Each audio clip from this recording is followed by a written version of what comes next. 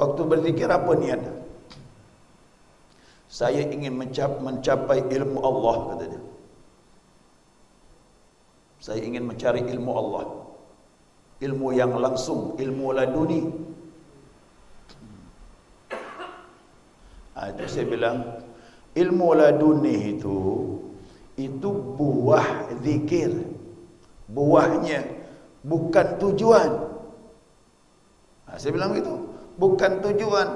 Tujuannya Allahnya. Ilmu itu sifat Allah. Kalau kau mau sifat Allah, berarti kau tak mau Allahnya. Sedangkan orang berzikir itu maunya siapa? Allahnya langsung. Ilahi anta maksudi, kau yang ku maksud ya Allah. Paham tak saya bilang? Artinya jangan lagi niat itu bonus. Ilmu laduni itu bonus, pemberian, bukan tujuan, tapi Allahnya sebagai tujuan.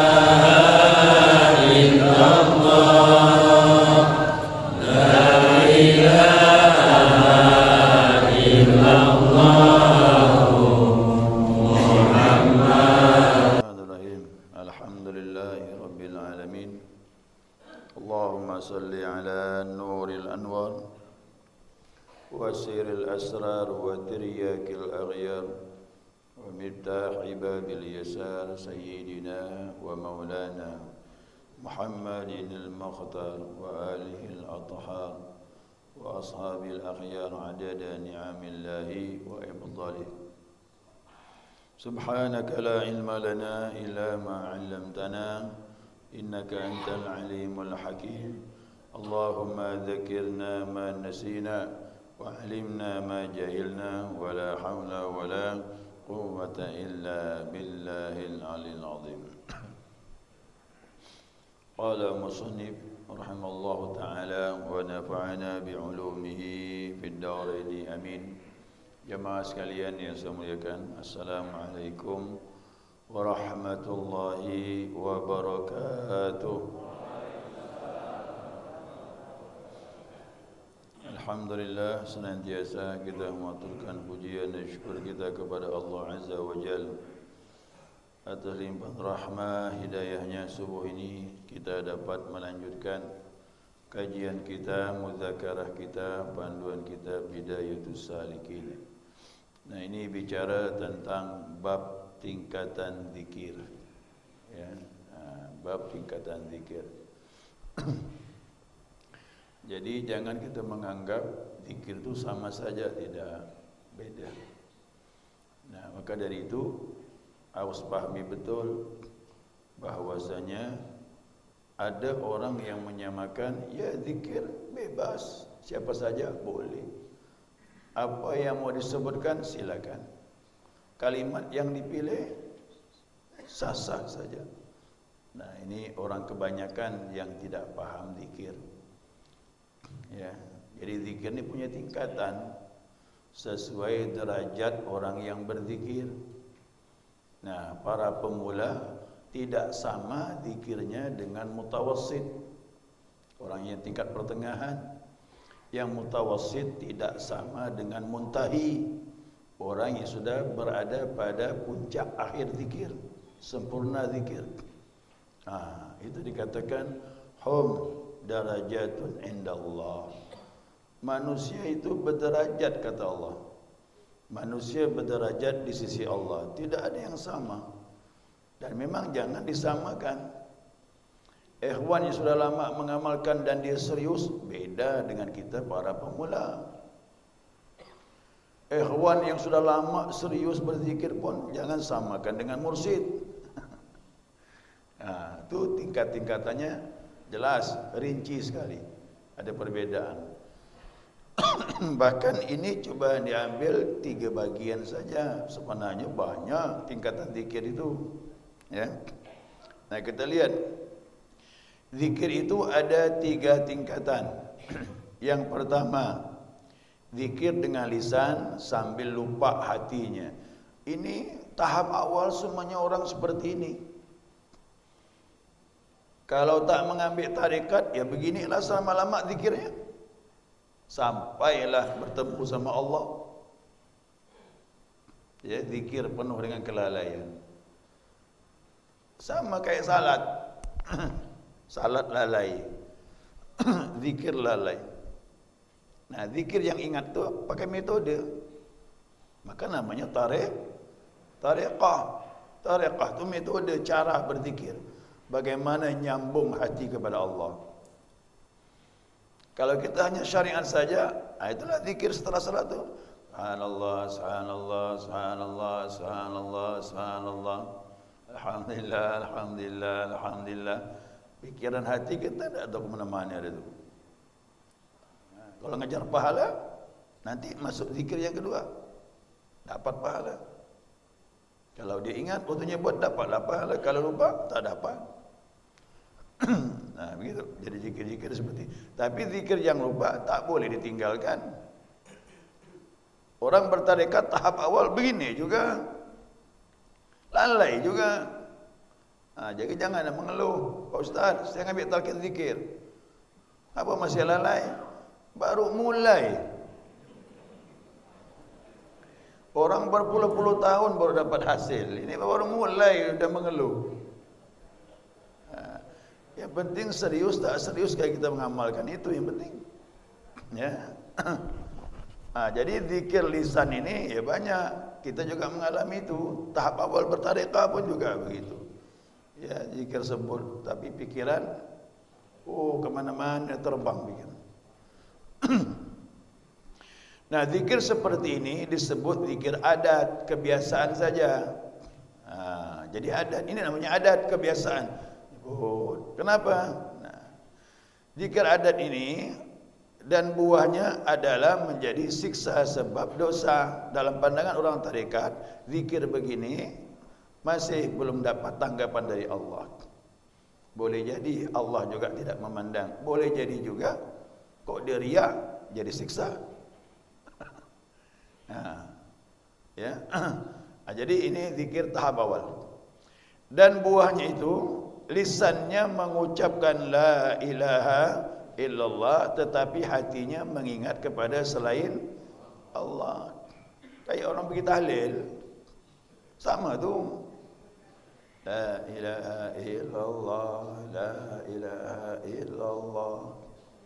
Sambil mandang kanan kiri jemaah. Begitu keluar lauk pauknya keluar. La ilaha illallah. Terpengaruh dah tu. Ya. Apalagi menu cocok pula. Macam-macam orang berzikir kan. Tapi pahala bisa jadi dapat, bisa jadi tidak. Tergantung ikhlasnya orang berzikir.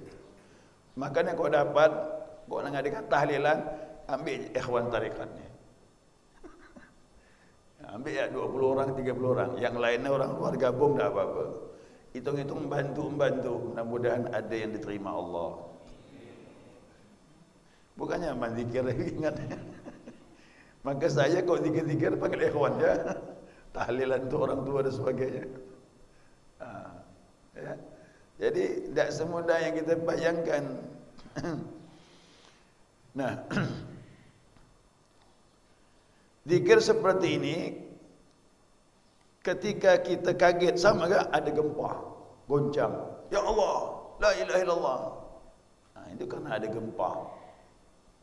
Orang ada gempa tu berzikir semua walaupun tak pernah salat. Betul tak? Kawan saya dia dapat jabatan imigrasi. Kena di Bali. Pas waktu itu dia kunjungan ke NTB. Yang kena gempa NTB kemarin tu. Dia berada di bandara goncang bandara kata dia, bergerak begitu bergerak bandara tu, udah orang semua. Saya masuk bawah meja kata dia. Bawah meja saya bilang. Yang macam-macam menyebut ni. Yang kawannya nyebut Allahumma barik lana fi ma razaqtana kata dia. Saya bilang itu doa makan.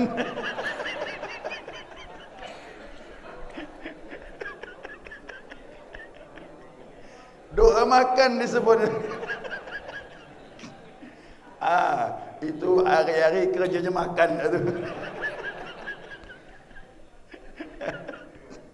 Macam-macam disebut tu.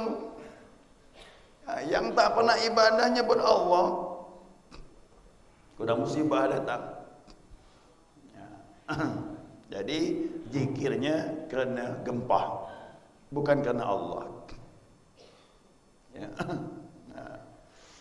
Kemudian juga demikian waktu jatuh, sama tu jatuh.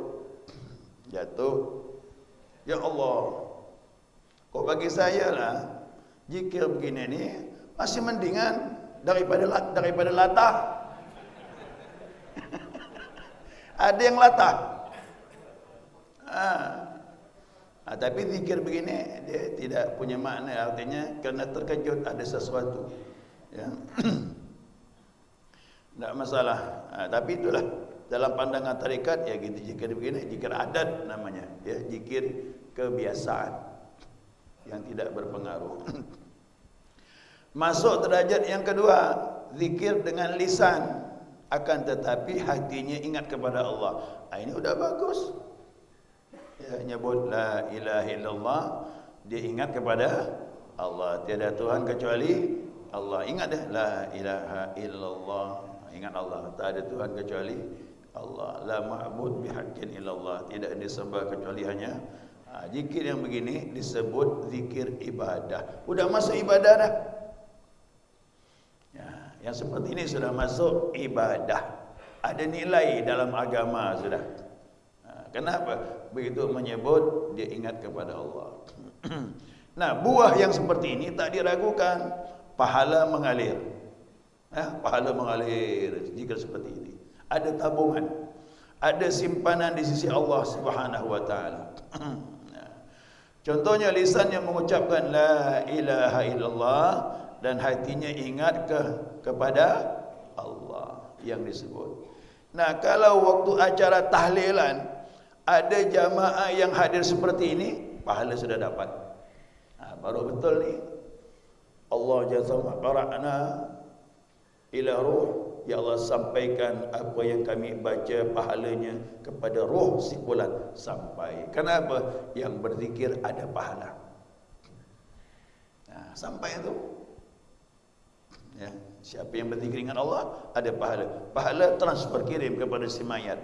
Sampai yang membaca dapat pahala, almarhum dapat keutamaan daripada bacaan. Jadi kau tahlilan, carilah jamaah-jamaah yang biasa zikir. Bagus, sampai pahala. Saya lebih senang kau tahlilan panggil ikhwan. Ya, panggil ikhwan. Kerana dah ada pengalaman berzikir. Tapi ingat orang lain pun diundang juga. Nanti ke tetangga bingung, tahlilan undang orang katanya. Digabung je satu. Kita harapkan dengan begitu ada yang bacanya berpahala sampai kepada si mayit. Waktu saya berada di Pulau Serasan, Masya-Allah, itu yang mimpin itu orang tarekat. Kalau bukan orang tarekat tak boleh mimpin tahlil. Begitu pula para tuan tu. Wah, saya bilang ekstrem benar ni. Kalau bukan orang tarekat tak boleh mimpin tahlil. Jadi ada jamaah tu meninggal, saya ceramah Isra Mi'raj tu. Kemudian malamnya ceramah lagi, habis ceramah malam itu langsung tahlil.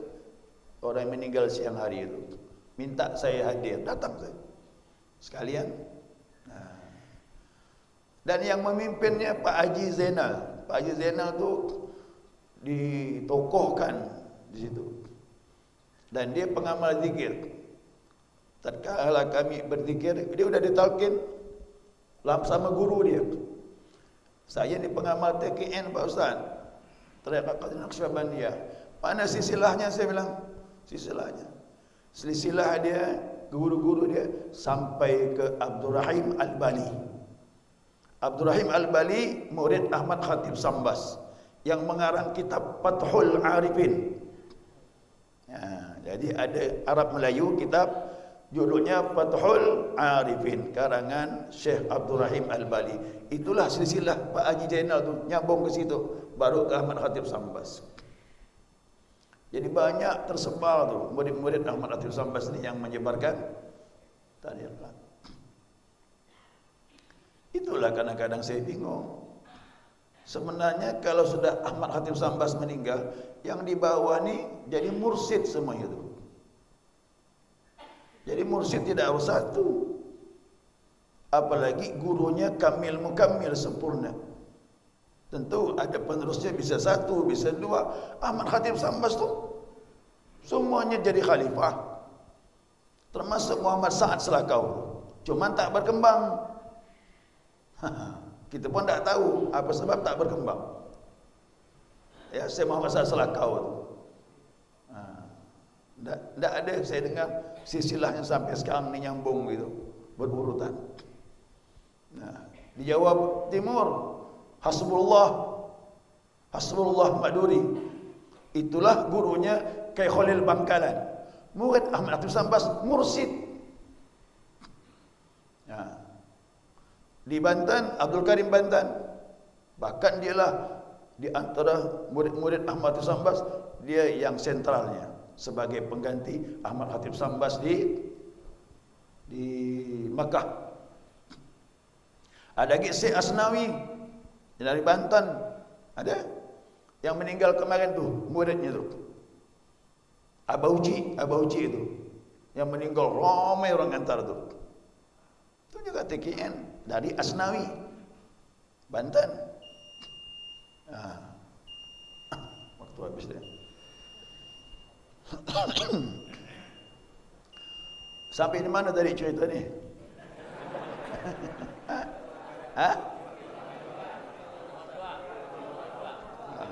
Baik, nombor 2. Cerita tahlil tadi ni kan? Cerita tahlil. Belum selesai tadi ini sebenarnya ni.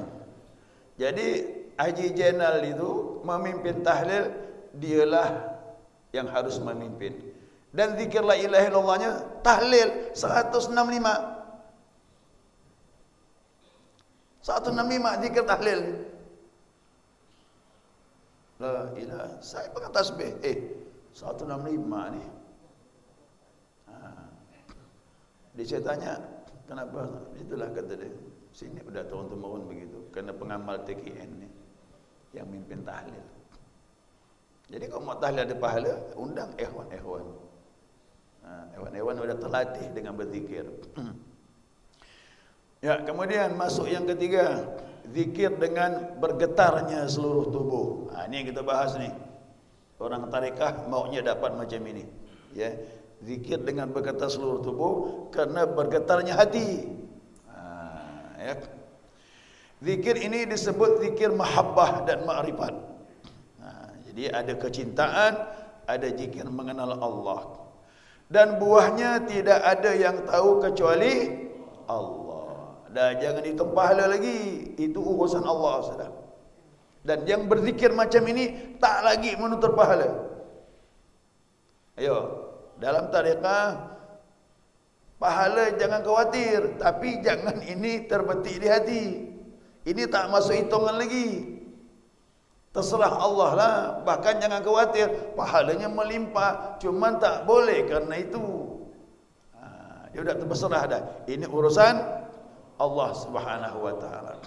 Contohnya, lisan mengucapkan la ilaha illallah dibarengi dengan bergoyangnya kepala dari bawah ke atas, kanan dan kiri. Itu kemarin tu. La ilaha illallah. Menarik ini. menggores latifah yang ada pada tubuh, terakhir dihujamkan dalam hati, bergetar hati, terasa bergetar seluruh tubuh. Bukan goncang tubuh, enggak, terasa bergetar tubuh karena pengaruh bergetarnya hati. Zikir yang seperti inilah dikatakan zikir mahabbah. Kalau betul zikir ini, waktu berzikir rindu dengan Allah, itu datang Bapak Ibu. Ya, rindu. Jadi hati mengatakan, tidak ada kerinduanku ya Allah kecuali Engkau, begitu jadi. Ini zikir tarekat begitu. Inilah yang jadi sasaran. Dari rindu ini nanti hujungnya kepada ma'rifat. Nah, ma'rifat mengenal kepada Allah Subhanahu wa taala. Dan ikhwan ada yang begitu. Hati ini tak macam mana Pak Ustaz. Asalnya sayang sama Allah. Inilah zikir tarekat. Rindu dengan Allah, itulah zikir tarekat.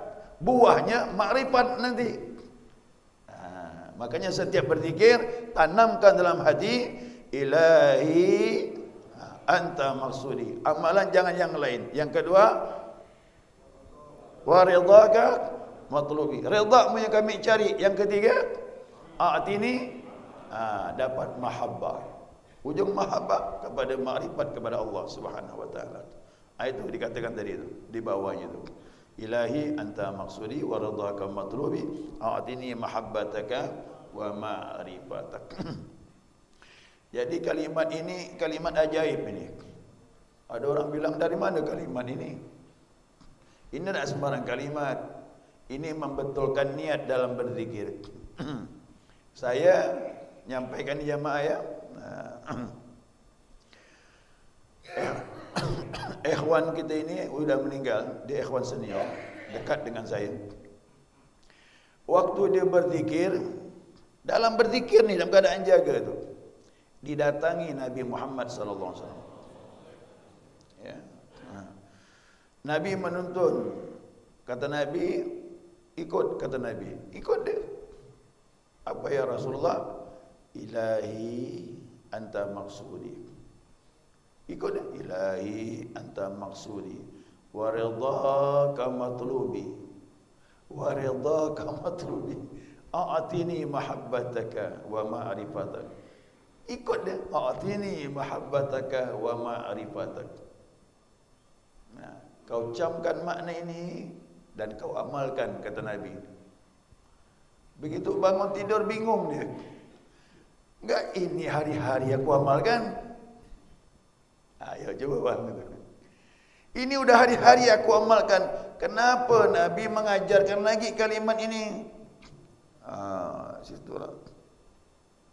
Saya bilang bersyukur dapat kawan ikhwan senior macam ini. Ya, dapat pelajaran. Waktu ini udah lama nih. Umur saya belum umur begini nih, berkawan dengan dia tu. Saya masih 30 lebih umur saya. Belum 40. Anak saya baru 2 waktu itu. Lalu dia tanya, apa maknanya Ustaz? Saya ni mohon maaf, saya ni tak mengalami macam antum ni. Luar biasa betul kan? Nabi, dia ketemu Nabi bukan tidur, dalam keadaan zikir. Dalam keadaan zikir. Saya bilang, maksud Rasulullah sallallahu alaihi wasallam. Mohon maaf ni saya bilang, Pak, Bapak ni disuruh betulkan tawajuh zikirnya itu, dimantapkan lagi dengan kalimat ini. Apa maksudnya? Bingung enggak saya nak jawab ni. Saya bilang, mohon maaf ni, saya tanya, waktu berzikir apa niatnya? Saya ingin mencapai ilmu Allah, kata dia. Saya ingin mencari ilmu Allah. Ilmu yang langsung, ilmu laduni. Itu saya bilang, ilmu laduni itu buah zikir. Buahnya, bukan tujuan. Saya bilang begitu, bukan tujuan. Tujuannya Allahnya. Ilmu itu sifat Allah. Kalau kau mau sifat Allah, berarti kau tak mau Allahnya. Sedangkan orang berzikir itu maunya siapa? Allahnya langsung. Ilahi anta maksudi. Kau yang ku maksud ya Allah. Paham tak saya bilang? Artinya jangan lagi niat itu. Itu bonus. Ilmu laduni itu bonus, pemberian, bukan tujuan, tapi Allahnya sebagai tujuan. Baru dia faham. Saya mohon maaf, saya tak mengalami ini, cuman saya dapat gambaran begitu. Karena orang tarekat ini dibersihkan amalan ini. Betul-betul Allah lah tujuan utama dia, bukan pemberiannya. Tapi pemberiannya tak usah kita ragu, dapatnya lebih. Ya dapatnya pasti lebih. Cuman tawajuhnya betul kan? Itu ini kalimat bukan sembarangan. Membetulkan niat kita tu. Melenceng sikit, luruskan lagi. Macam-macam orang zikir ni dengan niat. Jadi bapak jangan berzikir, aku berzikirnya supaya berkah rezeki. Janganlah itu kecil benar. Itu bawa apa? Rezeki berkah jangan khawatir, jangan itu tujuan dah. Saya berzikir supaya rumah tangga tentram. Tak usah itu, pasti tentram. Kau banyak berzikir, maka kau dapat suami berzikir, isteri. Jangan salah satu. Kau salah satu, suami berzikir, isteri tak ada. Fitnah cobaan dari isteri. Itu gak isteri berzikir, suami tidak. Fitnah dari suami. Jadi kau dapat dua-dua berzikir. Jadi keberkahan, rezeki, keluarga, semuanya itu bonus, bukan tujuan. Tujuannya siapa? Betulkan lagi. Ilahi anta maksudi wa ridaka matlubi a'tini mahabbataka wa ma'rifatak. Ya, selesai sudah waktunya. Ya, ini tingkatan zikir. Jadi biar paham. Jangan nak disama-samakan, jangan. Beda orang berzikir tu. Tak ada yang sama. Sikit itu. Baik ya, sikit itu. Mudah-mudahan dapat dipahami. Ya, kita baca doa. Dah siang dah ni. Ya Rabbana atarabna bi annana qatarabna wa annana asrabna ala ladha ashrabna